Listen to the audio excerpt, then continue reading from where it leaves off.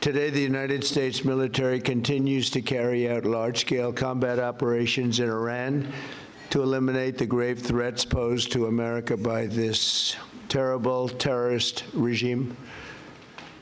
Following our obliteration of Iran's nuclear program in Operation Midnight Hammer a short while ago, we warned Iran not to make any attempt to rebuild at a different location because they were unable to use the ones that we so powerfully blew up. But they ignored those warnings and refused to cease their pursuit of nuclear weapons. In addition, the regime's conventional ballistic missile program was growing rapidly and dramatically, and this posed a very clear, colossal threat to America and our forces stationed overseas. President Trump made something very clear from the White House today. This conflict with Iran is not winding down. It is escalating. Speaking directly to the American public, Trump confirmed that large-scale US military operations inside Iran are continuing and intensifying. He framed the campaign as a direct and necessary response to what he called serious, growing threats to American national security. Watch this clip. We warned Iran not to make any attempt to rebuild at a different location because they were unable to use the ones that we so powerfully blew up.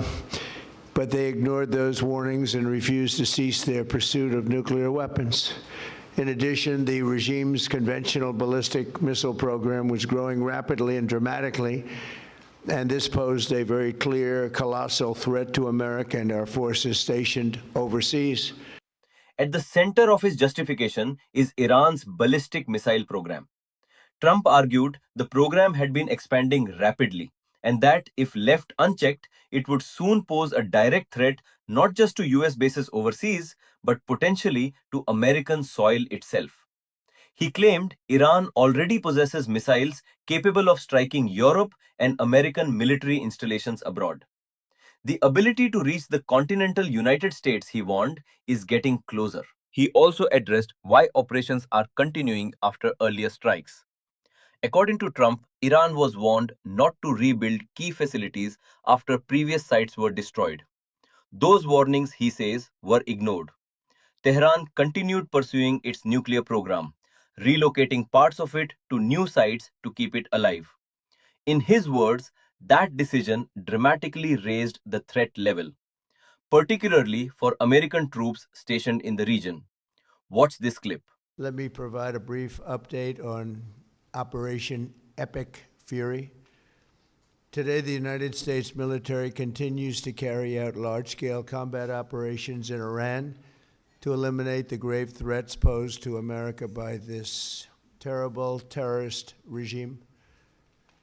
Following our obliteration of Iran's nuclear program in Operation Midnight Hammer a short while ago, we warned Iran not to make any attempt to rebuild at a different location because they were unable to use the ones that we so powerfully blew up.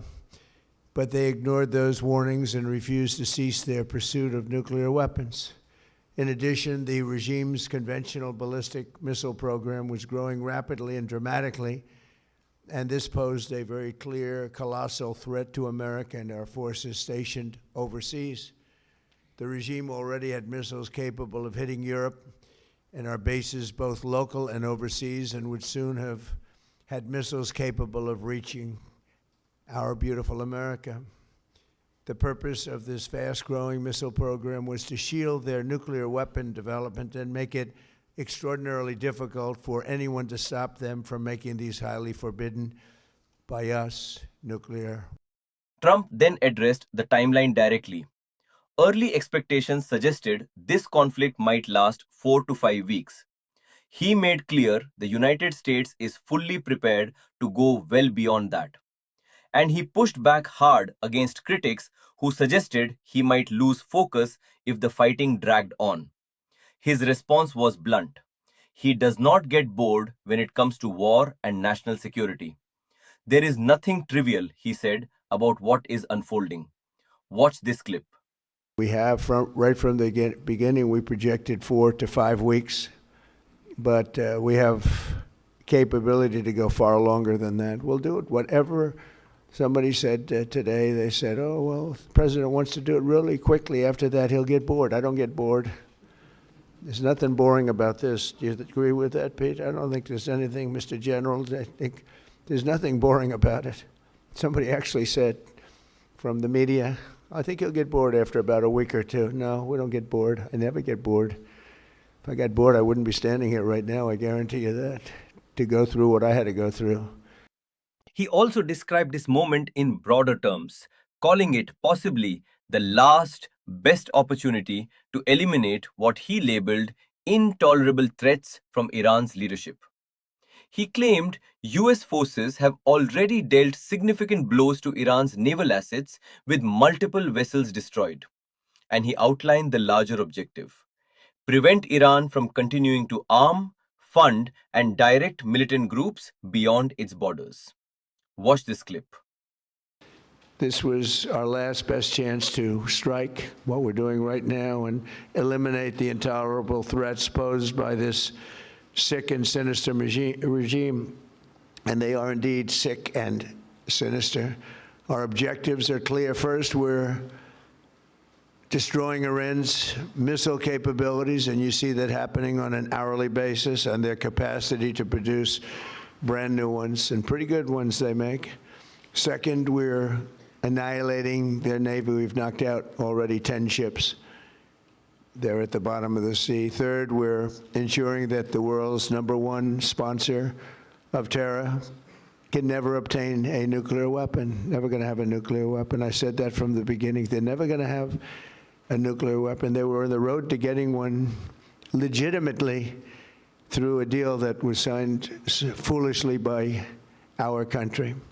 And finally, we're ensuring that the Iranian regime cannot continue to arm, fund, and direct terrorist armies outside of their borders. And we thought we had a deal, but then they backed out, and they came back, and we thought we had a deal, and they backed out. I said, you can't deal with these people. You got to do it the right way. So where does this go from here? Extended military operations mean extended risk on multiple fronts. Iran could retaliate directly. Regional proxy networks could escalate. Energy markets, already sensitive, could react sharply to any new development in the Gulf. And global alliances will face renewed pressure the longer this continues. What Trump's remarks make clear is that Washington is not approaching this as a brief show of force. This is a sustained campaign with defined objectives, and the administration is signaling it intends to see it through, however long that takes. The world is watching. Conflicts of this scale rarely stay contained, and what unfolds in the coming weeks could fundamentally reshape the balance of power across the entire region. We will continue bringing you verified updates as this situation develops. Stay with us.